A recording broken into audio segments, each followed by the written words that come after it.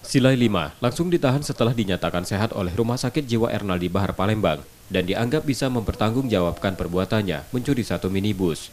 Tersangka ditangkap polisi dari Polsek Ilir Barat 1 Palembang setelah membawa kabur minibus yang terparkir di halaman minimarket di Jalan Alam Syaratu Prawira Negara pada 7 April lalu, kemudian menjualnya. Pada polisi, tersangka mengaku hanya ingin mengamankan minibus dan tidak berniat untuk menjualnya.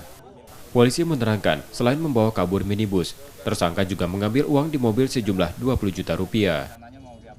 Pada saat itu, korban sedang ke ATM di Jalan Alam Syaratu Prawira Negara, tepatnya di Indomaret, dan kebetulan mati lampu sehingga korban menyalakan mobil untuk memberikan penerangan pada saat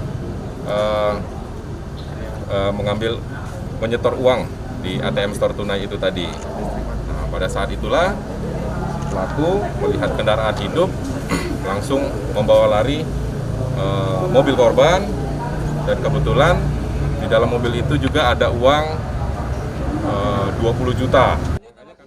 Karena ulahnya itu, tersangka ditahan di tahanan Polsek Ilir Barat 1 Palembang dan terancam hukuman 12 tahun penjara. Reski Oktora, Muklas Diferensial, Kompas TV, Palembang, Sumatera Selatan.